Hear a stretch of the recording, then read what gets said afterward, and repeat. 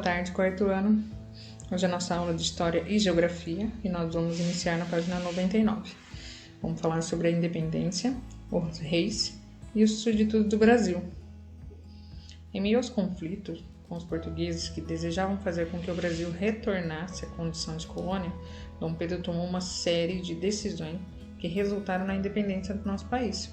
Agora a gente vai ver como o Brasil se organizou diante da sua nova condição política, a de país independente. A primeira constituição do país, o que ela determinava os cidadãos brasileiros. Aqui nós temos a imagem de Dom Pedro I, imperador, pintado por Jean Baptiste. Como você acha que foram as primeiras leis criadas aqui no Brasil? Quem será que as criou? A nova organização do Brasil independente. Quando o Brasil se tornou independente, foi necessário criar leis brasileiras. O novo imperador, Dom Pedro I, convocou um grupo de pessoas para formar uma Assembleia Constituinte. Essa Assembleia reunia um grupo formado por grandes proprietários de terra, intelectuais e alguns poucos empresários ricos, que em nome de toda a população deveriam criar leis para o país. O projeto das leis, que se tornaria a primeira Constituição do Brasil, foi entregue para Dom Pedro I em 1823. Essa proposta de Constituição determinava que o novo país seria governado por meio de uma monarquia. O que é isso? Um sistema político em que o governo é exercido por um rei. O governante recebe o poder por nascimento, ou seja, hereditário, pai para filho. Mas os poderes do imperador seriam limitados. Dom Pedro I, porém, não concordou com o que a Assembleia propôs e convocou nova Assembleia para elaborar outro projeto. Aí, finalmente, em 1824, uma nova Constituição foi entregue e aprovada por ele. Vamos tentar realizar a atividade 1? Você vai ler o texto e aí, com base nele, o que você aprendeu nas aulas passadas, você vai responder. Segundo o texto, por que os deputados queriam limitar os poderes de Dom Pedro? Com base em que dados os deputados da Constituinte de 1823 reforçaram seus temores em relação a Dom Pedro? Justifique a tua resposta. Qual foi a reação de Dom Pedro ao conhecer as propostas da Assembleia para a primeira Constituição do Brasil? Nós acabamos de ler. Só transferir a resposta aqui nas linhas. Nós vamos trabalhar um pouquinho com documentos, sobre a primeira Constituição do Brasil. Você vai ler alguns trechos da primeira Constituição, feita pelo Dom Pedro, e depois vai responder na página 104 o seguinte. Você vai tentar elaborar um texto que explique como era a monarquia implantada no Brasil. O que você entendeu desse documento que você acabou de ler. E aí você vai seguir um roteiro. Neste texto você vai começar falando como estava dividido o território brasileiro na época da monarquia. Então lá, o Brasil era dividido em... E responde. Quem governava o Brasil e quais eram suas obrigações? Então, o Brasil era governado por... E as suas obrigações eram... Que título tinha o governante? Então, o título do governante era... Qual era a forma de sucessão do chefe de governo? Quem era considerado cidadão brasileiro? Quais eram os critérios para poder participar das eleições? Como eleitor, como candidato. Você vai responder todas essas questões seguindo o roteiro dentro de um texto. Na atividade 2, você vai ler as informações abaixo, depois vai consultar o texto que você fez, trabalhando com documentos, e aí você vai responder questões.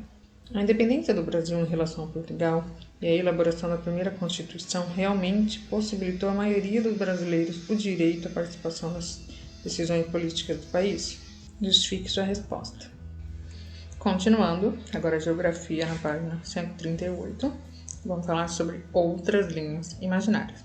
E agora, os meridianos. No módulo anterior, você aprendeu sobre os paralelos, os trópicos, a linha do Equador e os círculos polares. Conheceu a importância desses elementos para delimitar as zonas térmicas e os hemisférios norte e sul. Neste módulo, nós vamos estudar outras linhas. Dá uma olhada nesse mapa aqui. Além dos paralelos, as linhas imaginárias, sabe o nome delas?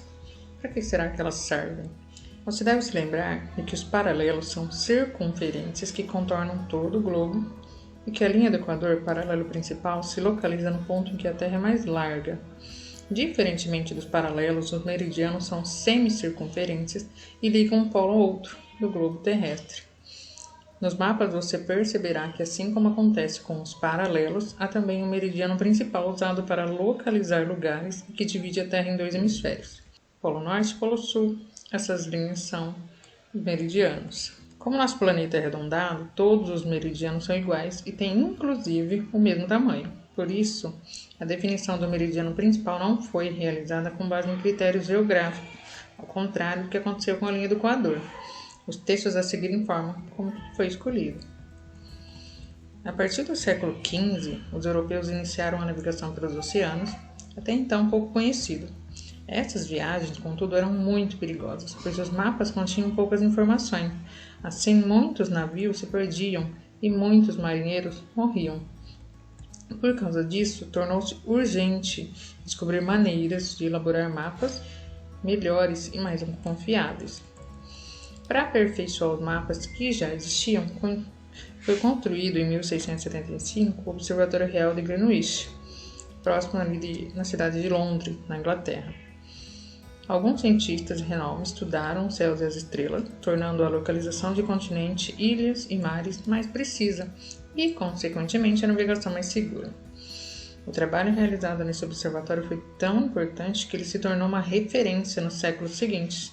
Exemplo disso é que o principal meridiano da Terra recebeu seu nome. Então, no final do século XIX, alguns dos principais governantes da época, políticos e geógrafos, reuniram-se no Congresso Internacional de Geografia. Aí, nesse congresso, uma das decisões tomadas foi que o meridiano principal, que passaria a ser usado como referência por todos os países e cartógrafos, seria o que passa sobre o Observatório Real Greenwich. Esta decisão foi um modo de reconhecer a contribuição do observatório para os estudos de astronomia e cartografia. A partir de então, o meridiano de Greenwich tornou-se o principal meridiano, ou o meridiano zero grau, que divide o globo em hemisfério ocidental, que é do lado oeste, e hemisfério oriental, do lado leste, e é referência de localização, a leste ou a oeste de Greenwich. Aqui nós temos a localização dele e o prédio do observatório. Vamos para a atividade. Dá uma olhada aqui nesse planisfério e aí você vai pintar de vermelho a linha de Greenwich. Depois, vai localizar o Brasil. Ele fica do lado oriental ou do lado ocidental? Pega o mapa, para quem não tem, usa o Google e responda: em que hemisfério se localiza a Austrália e os Estados Unidos? Você vai anotar o nome de um país do continente europeu localizado no hemisfério oriental. E aí, em seguida, vai escrever o nome de um que se localiza no hemisfério ocidental. Vai pintar de laranja a parte do continente africano localizado no lado ocidental e de verde no lado oriental. Vai ler essas frases e vai classificar com C para correta e I para incorreta. Depois, as frases que você colocou como incorreta, você vai reescrever essas frases corrigindo o erro para que ela se torne correta. As coordenadas geográficas. Como você já sabe, a linha do Equador é a linha imaginária que divide o globo nos hemisférios norte e sul.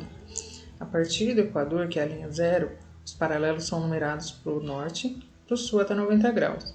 Dá uma olhada aí no mapa. O meridiano que passa por Greenwich também é assim. A partir dele, todos os outros meridianos são numerados, leste e oeste até 180 graus. Paralelos e meridianos formam uma rede de linhas. Elas são chamadas coordenadas geográficas. Essas linhas possibilitam que se localize um mapa, um ponto ou um lugar sobre a superfície da Terra. Aqui nós temos uma atividade sobre coordenadas e como é que você vai fazer. De acordo com as informações que foi dada em cada item, nós vamos marcar aqui. Então lá, letra A. Um navio com sérios problemas em sua casa de máquinas ficou parado no meio do Oceano Atlântico. Ao pedir socorro, ele deu sua localização aproximada, quadrícula C3. Você vai pintar de vermelho a quadrícula onde está o navio. Então, você vai na linha C, quadradinho 3. C3. E aqui, você vai pintar de vermelho. Você vai fazer isso com todas as opções aqui. quadrícula F4 de amarelo, E5 de verde, D1 de roxo, A2 de rosa. Depois você vai observar esse planisfério aqui e vai passar um traço de vermelho sobre a linha do Equador, um traço verde sobre o meridiano de Greenwich, vai fazer um círculo em torno do ponto onde essas duas linhas se cruzam e vai responder: onde se localiza o ponto de encontro entre os paralelos 0 e o meridiano 0 grau? No ponto assinalado ocorre o encontro de quais hemisférios? Dá uma observada nesse mapa aqui, e aí você vai colocar os municípios e a quadrícula de cada um. Campo Grande, tá aqui, ele fica na quadrícula D3, e aí você vai anotar neste lugar. Cuiabá, tá aqui, C2, e anota aqui. Isso você vai fazer com todos os municípios. O em casa fica a critério de quem quiser fazer. Nossa aula vai ficando por aqui. Qualquer dúvida me chama no particular.